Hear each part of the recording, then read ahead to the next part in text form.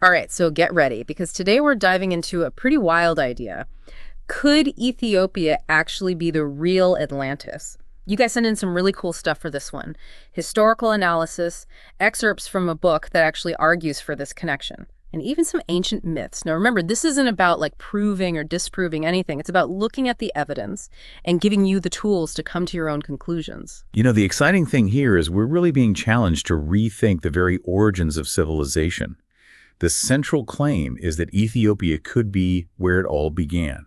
And there's actually historical and genetic evidence to back that up. Okay, so not just a major player, but the actual birthplace of civilization. That's a bold claim. So where do we even begin to unpack something like that? Well, a good place to start would be ancient texts. You know, Ethiopians are repeatedly described as the first people by sources like Greek and Hebrew scriptures. But it gets even more interesting than that. The term Ethiopian might have had a much broader meaning than we typically think. The book we're looking at suggests that it actually referred to lots of different ancient civilizations, like Egyptians, Phoenicians, and even cultures in India and the Americas. Whoa, so imagine like a network of interconnected cultures stretching across continents, all stemming from a common origin. That really flips our typical understanding of history on its head. It does, it really does. It forces us to think differently about the age of civilizations and how these cultures were interacting way back when. And that brings us to the whole Atlantis connection. You know, we all know the legend of the island swallowed by the sea. But could there be a historical basis to it? So you're saying Atlantis might not just be a myth. That's a pretty big leap. Well, the book you shared really digs deep into the research of this guy, Ignatius Donnelly. He argued that Atlantis was a real historical place, and he actually found some striking parallels between descriptions of Atlantis and Ethiopia. Both are described as having this advanced technology, powerful navies, and a widespread cultural influence. And the source even lists specific examples, right? Both cultures are credited with things like horse domestication, circumcision, and even embalming. Those are some pretty specific similarities. Exactly. And Donnelly argued that these weren't just coincidences. He believed that these shared traits pointed to a shared origin. But if we're really going to go down this road, we're going to have to seriously question the timeline of history as we know it. Right, absolutely. And that's where things get really interesting. There's evidence suggesting that some of our most famous monuments might be way older than we think. Take the Great Pyramid and the Sphinx, for example. The commonly accepted age is around 4,000 years. But what if that's just a tiny fraction of their true history? Hold on, are you suggesting we're talking about like rewriting history as we know it? How could those structures be older than we think? Well, geoscientists using new technologies have suggested that those structures could date back as far as 800,000 years. To put that into perspective, that's almost 200 times older than the currently accepted age. 800,000 years. That would mean these structures were built before any civilization we know about. It's mind-boggling. It is. It's mind-boggling. And it connects back to this idea that Ethiopia's influence might span a much greater period than we typically acknowledge. So we're talking about the possibility that Ethiopia, potentially the heart of a vast interconnected network of cultures, could hold the key to understanding a completely different history of civilization. That's exactly the question we're exploring. And it leads us into some even more intriguing territory. This source material delves into the concept of ancestral memory, the idea that knowledge and memories can be passed down through generations, not just through stories or teachings, but biologically. Wait, are we talking about like memories being encoded in our DNA? That sounds like something out of a sci-fi movie. I know, it's a concept that sounds pretty far-fetched. But this book presents it as a key part of understanding the depth of ancient Ethiopian knowledge. And this is where things get really interesting. The book suggests that melanin, the pigment that gives our skin its color, could actually play a role in accessing and retaining ancestral knowledge. It describes melanin as a sort of biological antenna, allowing individuals to tap into this vast reservoir of collective memory and wisdom. That's a wild concept. So we're talking about the possibility of like a hidden well of knowledge within us, a link to the experiences and wisdom of our ancestors. Exactly. And according to the source material, this concept of ancestral memory is essential to understanding the true legacy of Ethiopia and its potential connection to Atlantis. So we were talking about ancestral memory and the idea that knowledge could be passed down through generations, potentially through melanin. It's fascinating stuff. And it actually ties into another key theme in this book, this idea that the history of Ethiopia and its potential connection to Atlantis has been deliberately suppressed. Deliberately suppressed. Who would want to bury this history and why? Well, the book points to the impact of racism and colonialism. It argues that acknowledging Ethiopia's influence would challenge a lot of the narratives used to justify the exploitation of people of African descent. It really makes you think about how history is written and who gets to tell the story. If you can erase a people's achievements, it becomes a lot easier to control them. That's right. The author suggests that by suppressing the accomplishments of ancient Ethiopia, those in power could maintain this idea of Africa as a continent without a significant past, a place ripe for colonization. But the evidence we're looking at paints a completely different picture. Yeah, we've got these ancient texts calling Ethiopians the first people, and then all these hints of advanced technologies that just don't fit with our current understanding of history. Exactly. And one of the most compelling pieces of this puzzle is the Great Pyramid. We've already talked about the possibility that it could be much older than we think, but let's dig into the specifics of its construction for a minute. The sheer scale and precision are just mind-blowing. You're saying that even with modern technology, building something like that would be incredibly difficult. Absolutely. Some researchers believe that the ancient builders must have used technologies that we haven't even rediscovered yet. Like there are theories about the use of sound and vibration to shape and move those massive stones. Sound and vibration. I've heard of using sound to, like, shatter glass. But to move those gigantic blocks, that's insane. I know, it's incredible. And there might even be a link to ancestral knowledge here. The source describes these ancient knowledge systems, passed down through oral traditions, that actually talked about manipulating sound and energy. So we're talking about like a blend of science and spirituality, a deep understanding of the natural world that we're only just beginning to grasp again. Exactly, and it goes even further than that. The source goes on to describe evidence of what looks like an ancient subway system, discovered near the Great Pyramid. An ancient subway? Are you serious? What kind of evidence is there for that? Well, the source mentions this tunnel, described as being large enough to accommodate camels, stretching for a distance that took half a day to travel. Wow. An underground transportation system that vast, that would completely rewrite our understanding of ancient technology. I know, it's incredible. And the technological marvels don't stop there. The book also talks about these ancient Egyptian tomb paintings that seem to depict what look like gliders, vehicles capable of flight. Wait, are we talking about ancient Egyptians potentially having flying machines? That's straight out of science fiction. It does sound pretty unbelievable, right?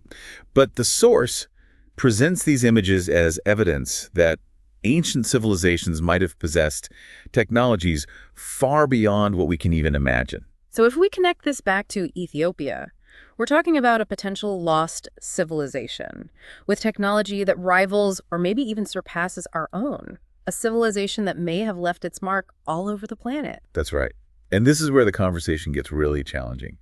It forces us to confront the limits of our current understanding of history.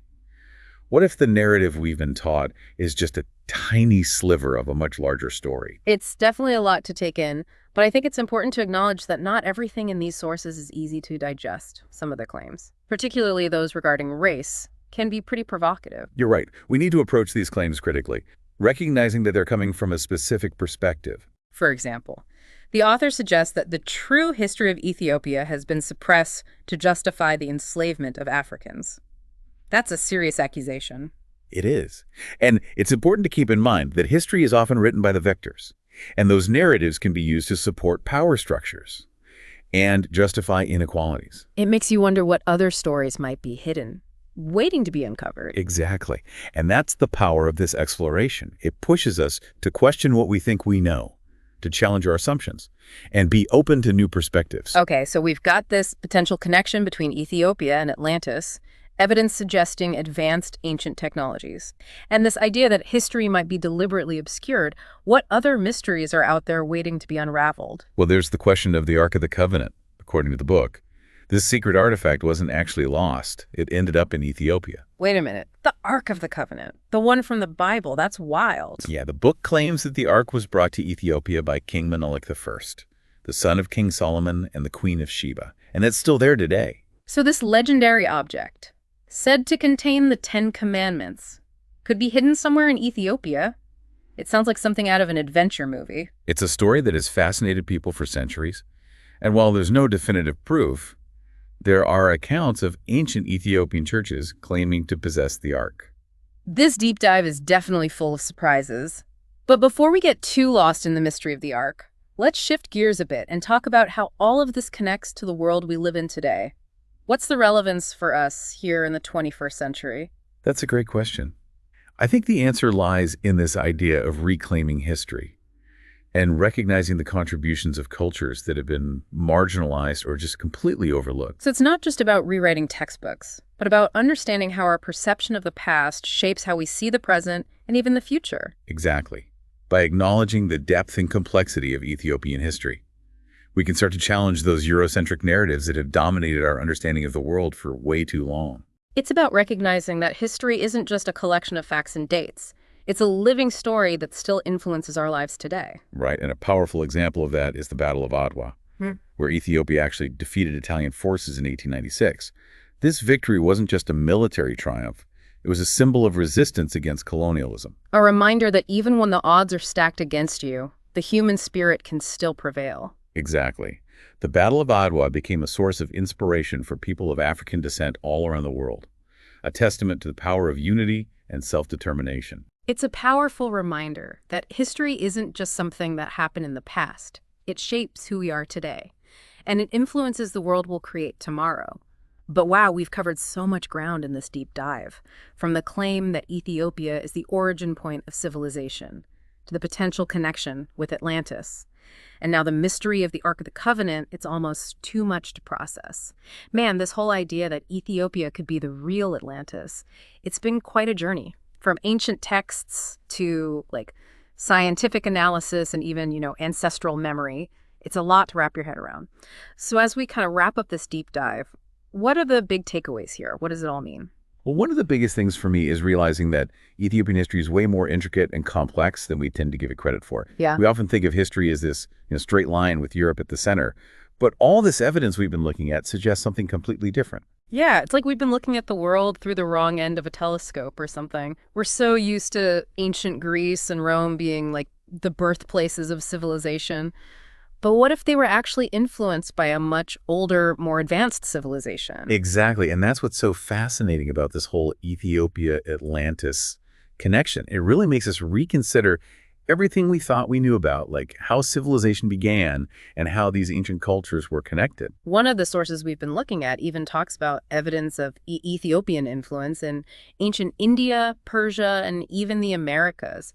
It paints a picture of this ancient world where knowledge and culture weren't just isolated, but they were flowing across continents. Right. And if we even just entertain the idea that Ethiopia could be where Atlantis was, we're talking about a civilization that had super advanced technology, a massive empire that spanned the oceans, and a really deep understanding of the natural world.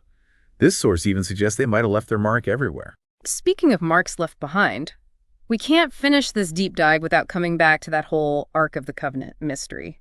That idea that this sacred object could actually be in Ethiopia, it's just wild. Can you tell us anything more about that? Well, as we've talked about before, this book claims that the Ark was brought to Ethiopia by King Menelik I, the son of King Solomon and the Queen of Sheba. And it's a story that's been passed down for generations there. Some ancient Ethiopian churches even claim to have the Ark. Wouldn't something that important, like the actual Ark of the Covenant, have been found by now, though? You'd think so, right? But according to this source, the Ark's been carefully protected. Its location kept secret for centuries. There are even rumors of this, like secret brotherhood dedicated to guarding it and all its secrets. Sounds like something out of Indiana Jones. But even if we just set the Ark aside for a minute, the implications of all of this, of Ethiopia's real historical significance, they're huge. It's not just about rewriting history books. It's about understanding how we view the past and how that shapes our present and even our future. Yeah, I couldn't agree more. Recognizing how deep and complex Ethiopian history really is, it challenges those Eurocentric narratives that have dominated our understanding of the world for so long. It lets us see how interconnected cultures really are and appreciate all the contributions of civilizations that have been ignored or pushed aside. It's a reminder that history isn't just some dusty old textbook. It's a living, breathing thing that still shapes our world today. The Battle of Adwa, where Ethiopia defeated the Italian forces in 1896, that's a perfect example. It's a story about resisting, about never giving up, and about the human spirit triumphing even when faced with oppression. Absolutely.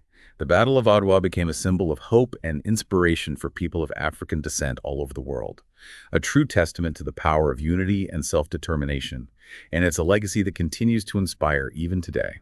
So we started this whole thing asking, could Ethiopia really be Atlantis? And while we might not have a definitive answer, I think we've uncovered some pretty amazing information that challenges how we think about history, about culture, and about how interconnected humanity truly is. Yeah, we've delved into ancient texts, looked at scientific analysis, even explored this concept of ancestral memory. And what's clear is that Ethiopia holds a deep and often overlooked place in the story of civilization. This has been a real eye-opener, and I think this is just the beginning of a much bigger journey. What started as a simple question about Atlantis led us to this deeper understanding of Ethiopia's history, its impact on the world, and how important it is to challenge the stories we've been told. It's been an incredible journey for sure, and I really hope it inspires you to keep exploring, keep questioning, and keep an open mind. There's always more to learn, more connections to make, and so many more stories waiting to be told. And who knows, maybe one day we'll actually uncover that definitive answer. Is Ethiopia really Atlantis? But for now, we're leaving you with all this evidence, all these arguments, and hopefully the inspiration to keep diving deeper into this incredible and complex history.